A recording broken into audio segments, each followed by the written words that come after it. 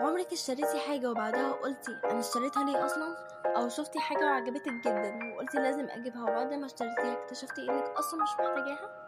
عشان كده قبل ما تشتري أي حاجة عايزاكي تسألي نفسك ال5 أسئلة دول.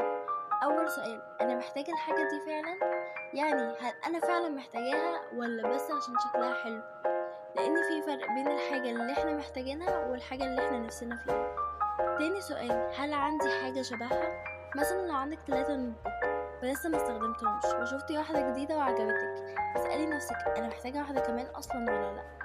ممكن تستخدمي اللي عندك وتحوشي فلوسك بدل ما تصرفيها.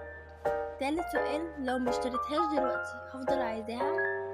ساعات بنشوف حاجة ونتحمس ليها جدا فنقول لازم اشتريها دلوقتي، بس جربي تستني يومين ولو لسه نفسك فيها ومحتاجاها تمام، لكن لو نسيتيها يبقى غالبا كنت متحمسة ليها بس. رابع سؤال، هل سعرها مناسب لمصروفي؟ يعني لو الحاجة دي هتخليكي تصرفي معظم مصروفك اسألي نفسك الأول، هل فعلا تستاهل كل الفلوس دي؟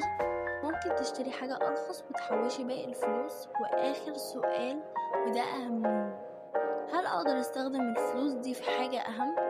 ممكن تكوني نفسك في حاجة بس في نفس الوقت عندك هدف أهم، ممكن تكوني بتحوشي عشان تشتري حاجة نفسك فيها أو عشان تبدأي مشروع صغير في الأجازة.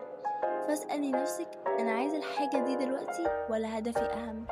وطبعا أنا مش بقولك ما تشتريش أي حاجة، بالعكس اشتري الحاجات اللي انت بتحبيها واستمتعي بفلوسك، بس قبل ما تشتري فكري ثانية واحدة بس واسألي نفسك الأسئلة ال5 دول. ممكن تكتشفي ان حاجات كتير كنتي هتشتريها انتي اصلا مش محتاجاها. ولو عجبك الفيديو ما تنسيش تعملي لايك واشتراك في القناة وتفعلي زر الجرس عشان يوصلك كل جديد. وقوليلي في الكومنتات ايه اكتر سؤال عجبك من ال5، واشوفكم في فيديو جديد. باي باي.